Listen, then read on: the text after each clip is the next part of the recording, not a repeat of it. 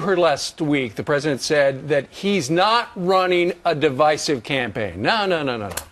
That class warfare thing he mentioned over the weekend, that's not divisive. Here's the president in New Hampshire. Listen. I still believe you shouldn't go bankrupt when you get sick. You know, I'm actually kind of fond of the term Obamacare. I fought for that bill because I cared. Because I cared about the 6.5 million young people who can now get insurance by staying on their parents' plan.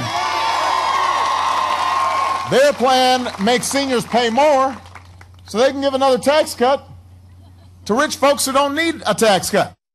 He wasn't divisive until the very end, and then he had to throw that in. Well, it's been very divisive, and it's a campaign, if you really think about it. It's based on hatred. It's based on anger. The anger is unbelievable, and it's something that nobody's really seen before. I mean, to this extent, Hillary was bad. They really went after Hillary, and this is much worse, and it's going to get, I think, even nastier. Hey, I remember, Donald, when you were on the show and Paul Ryan put out his budget. You said, hey, I don't know, I'm not going to talk about the worthiness of it, for politically this could be very damaging. Now he's on the ticket. Have you changed how you feel about Paul Ryan's budget? Well, I will say this. The Republicans are energized. They like him a lot. They think he's terrific. He wants to save Medicare. As you know, Obama stole $716 billion out of Medicare, and he put it into Obamacare, and that seems to be the consensus. I've watched a lot over the weekend, and the consensus seems to be that that's what happened. You know, everybody fights it. They're fighting it.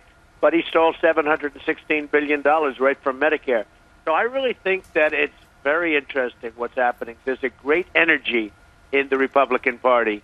And, you know, the polls are not looking bad, I must tell you.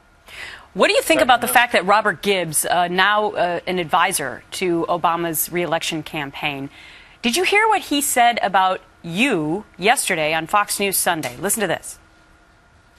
This is a guy who's flown all over the country saying he's not sure whether the president believes in America. Right? We're auctioning off dinners with the birther-in-chief, right-wing nut job Donald Trump, who still questions whether or not the president was born in the United States of America.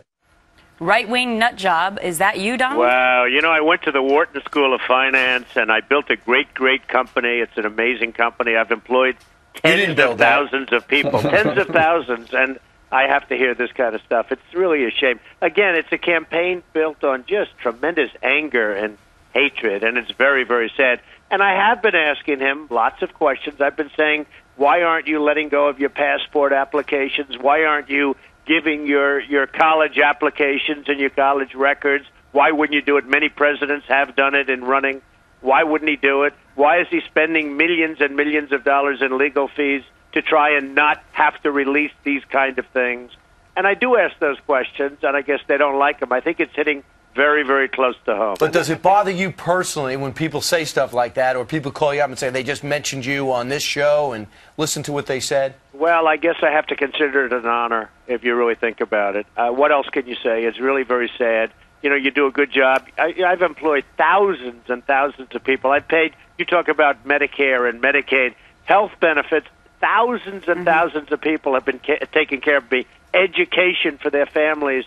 They love Donald Trump. They work for Donald Trump. And, you know, it's pretty sad when you hear statements like that. And it's really based on tremendous anger and hatred. And that's what his campaign is all about. Well, we're going to see you down at the Republican National Convention a week from today. I understand you're going to have some sort of a surprise role there? It's a big thing happening, and I cannot tell you, but it's going to be very interesting. I think your listeners will like it a lot. Right. Give us a hint? Yeah, don't tell Cavuto, tell us. I know, you're both fighting for it. Well, you're both terrific. Right? Well, you're going to be on our show first that I will. Day, so I actually will be on your set. show first. That's true. I'll be on your show that day.